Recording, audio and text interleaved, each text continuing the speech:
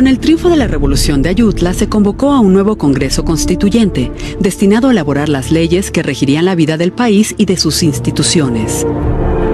Conscientes del papel histórico que desempeñaban, los liberales propusieron leyes destinadas a erradicar por completo el orden social heredado de la colonia. Entre 1855 y 1857 se emitieron las primeras leyes de reforma, conocidas por los nombres de los ministros que las impulsaron.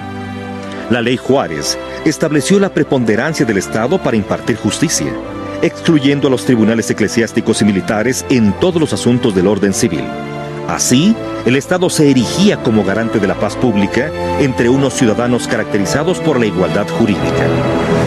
La ley Lerdo obligaba a las corporaciones civiles y religiosas a vender gran parte de sus casas y haciendas, con el propósito de crear un mayor número de propietarios, que generarían riquezas y fuentes de trabajo, lo cual redundaría en beneficio de la hacienda pública. La Ley Iglesias estableció el carácter gratuito de los servicios religiosos para los pobres, evitando con ello su mortificación y endeudamiento al pagar por la celebración de bautizos, bodas y funerales. Las primeras leyes de reforma se promulgaron durante los gobiernos de Juan N. Álvarez e Ignacio Comonfort, quedando incorporadas en la nueva Constitución promulgada el 5 de febrero de 1857.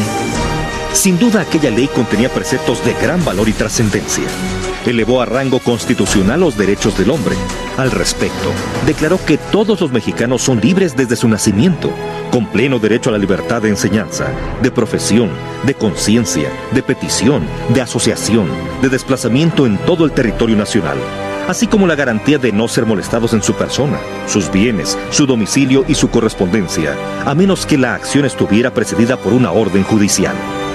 Por otra parte, ratificó los principios de soberanía popular y gobierno representativo como cimientos del Estado mexicano y estableció el sistema de una república federal con la división tripartita de los poderes legislativo, ejecutivo y judicial. El bando conservador, apoyado por militares y miembros de la jerarquía católica, se opuso a la Constitución liberal, instituyendo un gobierno conservador y desatando la guerra civil entre 1858 y 1860.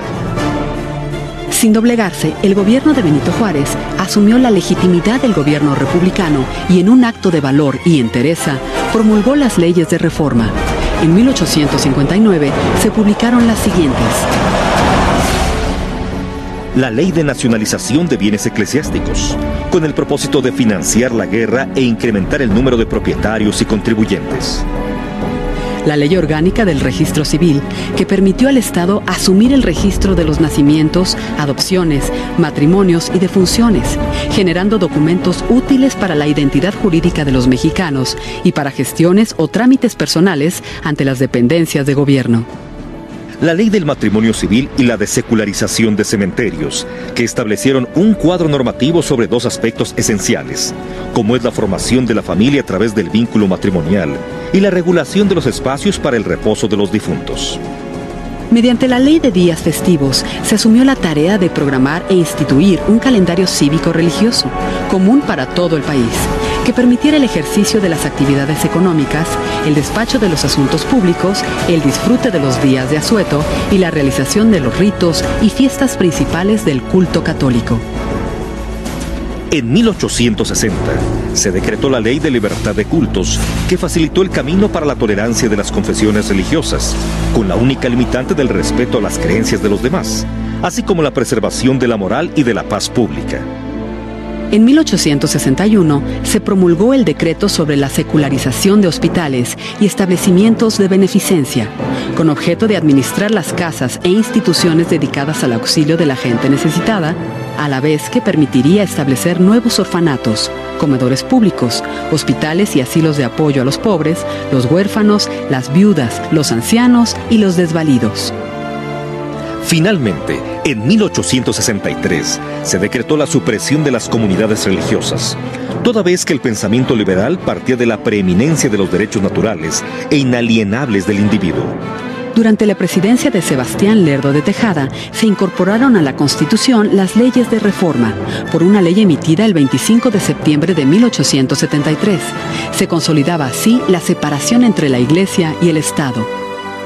Para nuestro país, Las leyes de reforma representaron el intento más decidido de los liberales para instituir una sociedad regulada por el Estado de Derecho.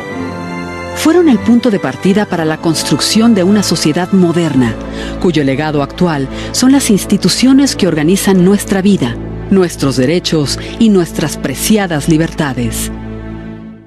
Bicentenario de la Independencia Nacional, Centenario de la Revolución Mexicana, Gobierno Federal.